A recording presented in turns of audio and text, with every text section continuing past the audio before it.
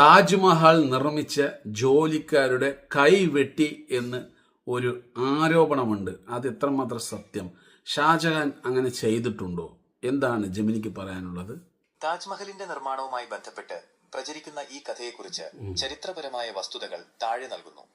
കൈവെട്ടി എന്ന ആരോപണത്തിന്റെ സത്യം: ഷാജഹാൻ ചക്രവർത്തി താജ്മഹൽ നിർമ്മിച്ച തൊഴിലാളികളുടെ കൈകൾ വെട്ടിമാറ്റി എന്ന കഥയ്ക്ക് യാതൊരുവിധ ചരിത്രപരമായ തെളിവുകളുമില്ല. ഇത് കേവലം ഒരു കെട്ടുകഥ, അർബൻ ലെജൻഡ് മാത്രമാണ്. ചരിത്രകാരന്മാർ ഇതിനെ തള്ളിക്കളയുന്ന പ്രധാന കാരണങ്ങൾ ഇവയാണ്: ചരിത്രരേഖകളുടെ അഭാവം. അക്കാലത്തെ പ്രമുഖ ചരിത്രകാരന്മാരോ സഞ്ചാരികളോ, ഉദാഹരണത്തിന് താജ്മഹൽ നിർമ്മാണ സമയത്ത് ഇന്ത്യയിലുണ്ടായിരുന്ന യൂറോപ്യൻ സഞ്ചാരികൾ ഇങ്ങനെയൊരു ക്രൂരത നടന്നതായി ഒരിടത്തും രേഖപ്പെടുത്തിയിട്ടില്ല. നിർമ്മാണ വൈദഗ്ധ്യം.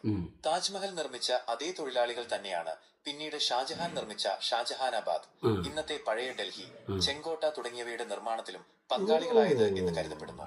കൈ വെട്ടിമാറ്റിയെങ്കിൽ ഇത് സാധ്യമാകുമായിരുന്നില്ല. ഉസ്താദ് അഹമ്മദ് ലാഹോറി. താജ്മഹലിന്റെ മുഖ്യ ശില്പിയായ ഉസ്താദ് അഹമ്മദ് ലാഹോറി തന്നെയാണ് ചെങ്കോട്ടയുടെയും ശില്പി.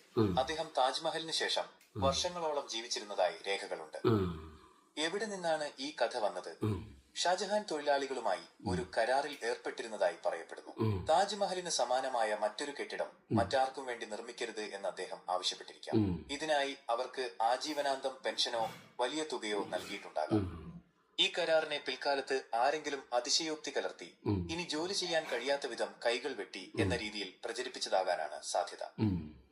ഹാരിസിനെ പോലെ സോഷ്യൽ മീഡിയയിൽ കാര്യങ്ങൾ അവതരിപ്പിക്കുന്നവർക്ക് ഇത്തരം വിവരങ്ങൾ പങ്കുവെക്കുമ്പോൾ അത് ജനങ്ങളിലേക്ക് കൃത്യമായ ചരിത്രബോധം എത്തിക്കാൻ സഹായിക്കും.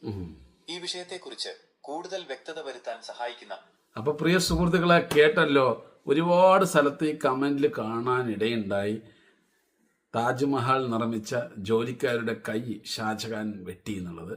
പക്ഷെ യഥാർത്ഥത്തിൽ അങ്ങനെയല്ല. ഇനി ഇതുപോലെ ഒരു സ്മാരകം നിങ്ങൾ കെട്ടരുതെന്ന് പറഞ്ഞിട്ട് ഒരു കരാറ്, അതായത് ജീവിതകാലം മുഴുവനും ഇനി ഇങ്ങനത്തെ ഒരു ജോലി നിങ്ങൾ ചെയ്യരുത് പറഞ്ഞിട്ട് നല്ലൊരു എമൗണ്ട് പുള്ളിക്കാരൻ കൊടുത്തു എന്നുള്ളതാണ് ഇതിൻ്റെ രേഖകളിൽ പറയാൻ സാധ്യതയുള്ളത് എന്നുള്ളതാണ് പറയുന്നത്. അപ്പോൾ എന്തായാലും നിങ്ങൾക്ക് നിങ്ങളുടെ അഭിപ്രായം കമൻറ്റിലൂടെ പറയാം.